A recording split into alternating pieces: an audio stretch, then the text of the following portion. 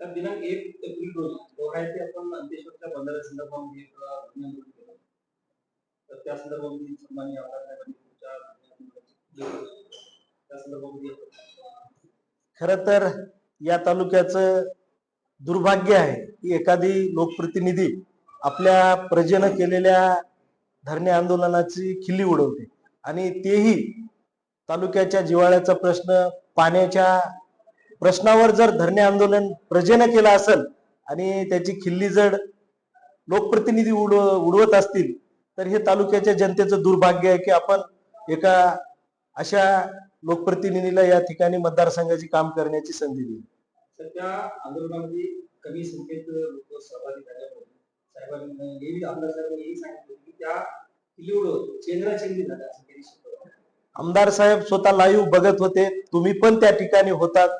तुमच्याच युट्यूब चॅनलवर आमदार साहेबाचा परिवार, त्यांचे सर्व कार्यकर्ते लाईव्ह होते आणि त्या ठिकाणी प्रचंड प्रमाणामध्ये मतदारसंघामधले अंतेश्वर धरण कृती समितीचे सर्व पदाधिकारी उपस्थित होते.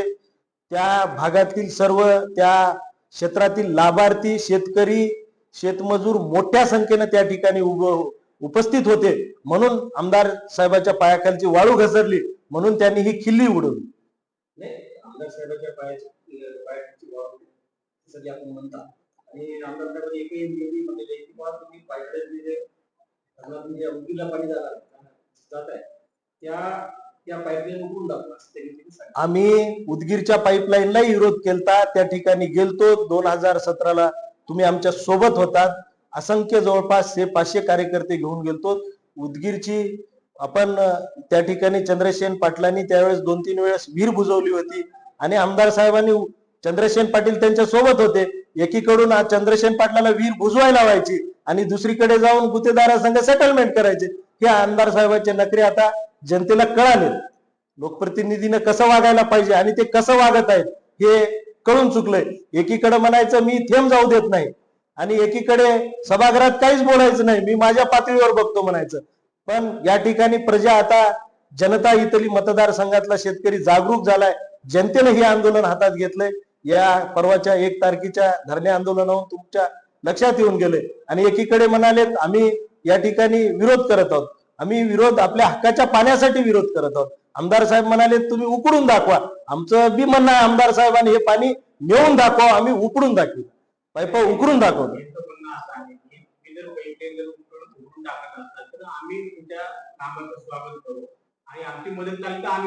एकीकडे पाणी घेऊन जा म्हणायचं अजितदादाच्या समोर, एकीकडे मी पाणी अडवतो म्हणायचं, एकीकडे उकडून दाखवा पाईप म्हणायचं. हे कोणतं धोरण आहे? एकच भाषा बोलायला पाहिजे की माझ्या जनतेच्या हक्काचं पाणी मी जाऊ देणार नाही, सुरूपासून शेवटपर्यंत. हे एकच वाक्य त्यांचं असलं पाहिजे. पण दरवेळेस हे त्यांचं वाक्य बदलत आहे.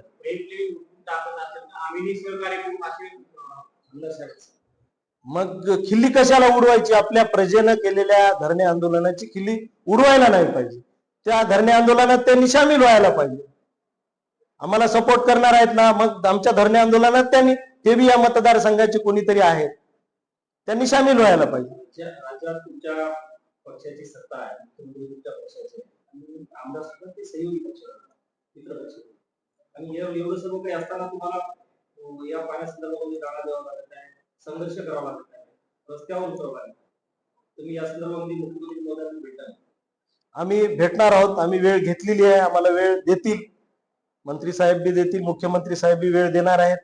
पण या ठिकाणी इथल्या लोकप्रतिनिधीच्या दुपट्टी भूमिकेमुळे आम्हाला हे आंदोलन, धरणे आंदोलन, मोर्चे हे सगळं करावं लागेल. घटक पक्ष आहे असा असताना तुम्ही कुठेतरी परिस्थितीसाठी नौटंकी करत असलेले आम्ही अजिबात परिस्थिती केली नाही. आम्हाला तुम्ही गेली 30-35 वर्ष आमच्या कुटुंबाला ओळखता. या ठिकाणी धरणे आंदोलन करणाऱ्यामध्ये जे व्यक्ती सामील आहेत, या समितीमध्ये सामील आहेत, हे गेली 15-20 वर्ष झालं या मतदारसंघाच्या हिताच्या प्रश्नावर चळवळीत राहणारे कार्यकर्ते आहेत. राजकारण करणारे कार्यकर्ते नाहीत. सामाजिक हित जोपासणारे, मतदारसंघाच्या विकासाच्या कामावर लक्ष केंद्रित करून काम करणारे आम्ही सगळे कार्यकर्ते आहोत. आम्ही अजिबात परिस्थितीच्या मागे आहोत. तुम्हाला माहित आहे या ठिकाणी परिस्थितीसाठी कोण खटाटोप करते. महाविकास आघाडी असल्यामुळे ते तुमच्या घटक पक्षाचे सहयोगी आमदार आहेत, असं असताना हे कुठे लोकांना पटत नाही असं त्यांना वाटतं. त्यांना वाटत असेल, पण लोकांना वाटते का आपल्या हक्काचं पाणी दुसऱ्या जिल्ह्याला जावं? हे त्यांना वाटायले. लोक सहभागी झाले याच्यावरून तरी तुम्हाला दिसून आले. ज्या पद्धतीने 2 तारखेला जुने आंदोलन केलं आणि त्याच्या बदल्यानुसार जुने आंदोलनामध्ये की लोकांची संख्या खूपच कमी होती, त्यामुळे ते आंदोलन फसले गेले. तुम्ही उपस्थित होत्या, त्यांनी म्हणल्यानं काय व्हाले तुम्हाला तरी लोक दिसले ना. लोक किती मोठ्या संख्येनं होते, लोकांच्या भावना काय होत्या, किती तीव्र भावना होत्या हे तुम्हाला दिसून आले. आणि आता स्वाक्षरी मोहिमेतून तुम्हाला ते आकडा दिसून येणार आहे किती जगाचा विरोध आहे ते. त्या आंदोलनाची अंतेश्वर बंधाऱ्यातून पाणी जाऊ नये यासाठी त्या आंदोलनाची पुढची भूमिका काय आहे? आम्ही जाहीर केले 1 तारखेपासून आम्ही त्या क्षेत्रामध्ये जे लाभार्थी आहेत शेतकरी गावोगाव आम्ही सह्यांची मोहीम राबवणार आहोत. ते सह्या आम्ही मुख्यमंत्री साहेब मंत्री साहेबांकडे आम्ही ते निवेदन सादर करणार आहोत. पुढची 1 महिन्याची आमची दिशा स्वाक्षरी मोहिमेची आहे, त्या दिवशीच आम्ही जाहीर केली. भविष्यामध्ये हे आंदोलन कुठेतरी आक्रमक दिशेने जाईल असं वाटतं. हे जर थांबलं नाही तर आक्रमक भूमिका बी या ठिकाणी समितीला घ्यावा लागणार आहे, जनतेला घ्यावा लागणार आहे. यावेळेस डॉक्टर सुनील बोडके साहेबांनी आपल्या भाषणामध्ये सांगितलं की पाणी जर गेलं तर आम्ही पाईपलाईन करून टाकू. परंतु यावर आमदार महोदयाने तुमच्या या वक्तव्याचं म्हणजे एक प्रकारे समर्थन केलेलं आहे की जर पाईपलाईन फोडण्याची जर गरज पडते तर आम्ही सोबत आहे. त्यामुळे तुम्ही भूमिका दोघांची एकच आहे. तुम्ही या संदर्भामध्ये एकत्र येऊन लढा देणार. एकीकडे या मोर्चाची धरणे आंदोलनाची खिल्ली उडवायची, थट्टा करायची, सामाजिक काम करते वेळेस आम्हाला छोटं समजायचं आणि दुसरीकडे समर्थन करायचे. हे दुपट्टी भूमिका इथल्या जनतेला कळालेली आहे. अशी त्यांनी इथून पुढे तरी दुपट्टी भूमिका घेऊ नये. एकच कोणती बी मतदारसंघात भूमिका घेऊन सर्वांना सोबत घेऊन काम करा.